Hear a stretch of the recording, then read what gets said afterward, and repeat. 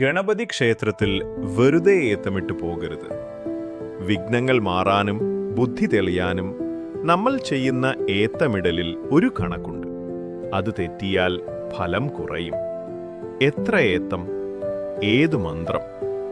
പലർക്കും അറിയില്ല ഈ രഹസ്യം. വിഘ്ന നിവാരണത്തിനായി ഗണപതിയുടെ മുന്നിൽ ഏത്തമിടുമ്പോൾ ഏറ്റവും കുറഞ്ഞത് 3 തവണയെങ്കിലും ചെയ്യണം. എന്നാൽ ഭാഗ്യവും ബുദ്ധിശക്തിയും വർദ്ധിപ്പിക്കാൻ ഏറ്റവും ഉത്തമം 12 തവണയാണ്. 3, 5, 7, 21 എന്നിങ്ങനെ സ്വന്തം സൗകര്യമനുസരിച്ച് ചെയ്യാം. പക്ഷേ 12 തവണയാണ് സമ്പൂർണ്ണ ഫലത്തിനായി ശ്രേഷ്ഠം. ഏത്തമിടൽ വെറുമൊരു ശരീരം ചലിപ്പിക്കലല്ല, നമ്മുടെ ശരീരത്തിലെ ചക്രങ്ങളെ ഉണർത്തുന്ന ഒരു യോഗാഭ്യാസമാണ്. ഈ സമയം നിങ്ങൾ ഏത് മന്ത്രമാണ് ചൊല്ലേണ്ടത്? വെറും ഓം ഗം ഗണപതയേ നമഃ മാത്രം പോരാ.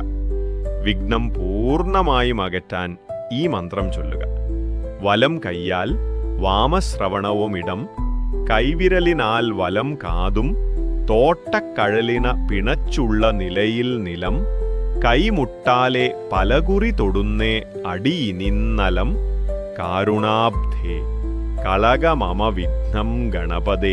ശ്ലോകത്തിന്റെ അർത്ഥം: വലത് കൈകൊണ്ട് ഇടത് ചെവിയും ഇടത് കൈവിരലുകൊണ്ട് വലത് ചെവിയും പിടിച്ച് പാദങ്ങൾ പരസ്പരം പിണച്ചുള്ള നിലയിൽ മുട്ടുകൾ കൊണ്ട് നിലത്ത് പലകുറി തൊടുന്ന ഏത്തമിടുന്ന അടിയന്റെ വിഘ്നങ്ങളെ കരുണയുടെ കടലായ ഗണപതേ അങ്ങ് മാറ്റിയാളും. ഇനി ക്ഷേത്രത്തിൽ പോകുമ്പോൾ ശരിയായ എണ്ണത്തിലും ഈ മഹാമന്ത്രം ചൊല്ലിയും ഏത്തമിടുക. നിങ്ങളുടെ ജീവിതത്തിലെ എല്ലാ തടസ്സങ്ങളും മാറുന്നത് അനുഭവിച്ചറിയാം.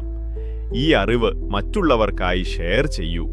കൂടുതൽ ജ്യോതിഷ രഹസ്യങ്ങൾ അറിയാൻ എൻ്റെ ചാനൽ സബ്സ്ക്രൈബ് ചെയ്യാനും ലൈക്ക് ചെയ്യാനും മറക്കരുത്. വിഘ്നഹരനായ ഗണപതി ഭഗവാൻ എല്ലാവരെയും അനുഗ്രഹിക്കട്ടെ. നമസ്കാരം.